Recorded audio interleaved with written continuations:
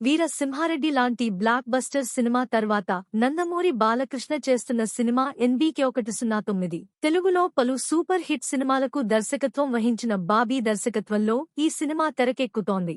ఈ సినిమాకి ముందు నుంచి అనేక పేర్లు తెరమీదకు వచ్చాయి కానీ ఫైనల్ గా ఈ సినిమాకు డాకు మహారాజ్ పేరు ఫిక్స్ చేస్తూ ఇటీవల చిత్ర బృందం అధికారికంగా ప్రకటించింది.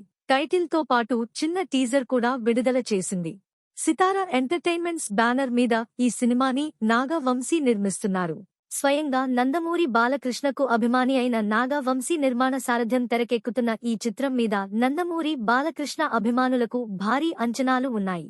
దానికి తగ్గట్టుగానే తమన్ మరోసారి సంగీతం అందిస్తూ ఉండడంతో అఖండ మ్యాజిక్ రిపీట్ అవుతుందని అంతా భావిస్తున్నారు. ఈ సినిమా జనవరి 12 గ్రాండ్ రిలీజ్ కి రెడీ అవుతుంది. బాలయ్య పాత్రను రవితేజ తన వాయిస్ ఓవర్తో పరిచయం చేయబోతున్నారట. సినిమాలో బాలయ్య పాత్ర గురించి కొన్ని చోట్ల ఓ వాయిస్ ఓవర్ వస్తూ ఉంటుందని, ఈ వాయిస్ ఓవర్ ను మాస్ మహారాజ్ చెప్పబోతున్నాడని టాక్. పైగా రవితేజ వాయిస్ ఓవర్ సినిమాపై బలమైన ముద్రను వేస్తోందని తెలుస్తోంది.